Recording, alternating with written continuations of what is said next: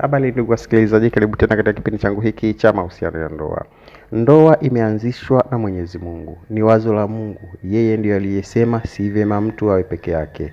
Unayapata haya katika kitabu cha Mwenyezi Mungu, Mwanzo 2 mstari wa 18. Ndoa imeanzishwa na Mungu kwa ajili ya wanaume waliokwisha pata kazi zao duniani, wanaoishi kusudi lao tayari, walau hata kwa udogo, na si vinginevyo.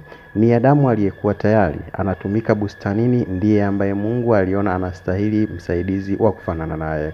Kuwa mwanaume tu haitoshi kukufanya uoe. Ni mwanamume aliyegundua kusudi lake duniani na anariishi ndiye anaruhusiwa kuoa. Mwanamume haoi kwa sababu ya umri mkubwa au pesa mkononi au nafasi ama cheo alichonacho.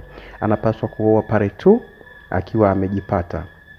Amejipata kwanza, ndipo unapata mke kukusaidia kwenye hicho unachofanya, ulichoumbiwa nacho. Ndoa ni kwa ajili ya wanaofanana. Ndoa ni kwa ajili ya watu wawili wanaofanana, kusudi la kuumbwa kwao, ili waunganishe nguvu kuzaa matokeo ya kiasi au kasi ya kutukufu. Mtu aliyeambiwa anapewa msaidizi wa kufanana naye, maana yake msaidizi ambaye anakuja kumsaidia kile alichokuja kufanya duniani. Moja kati ya vyanzo vya taraka kwenye kizazi hiki ni kuoa au kuolewa na mtu ambaye hamfanani kwenye wito wa kusudi. Ndoa imeanzishwa na Mungu kwa ajili ya kuzalisha familia bora za Mwenyezi Mungu.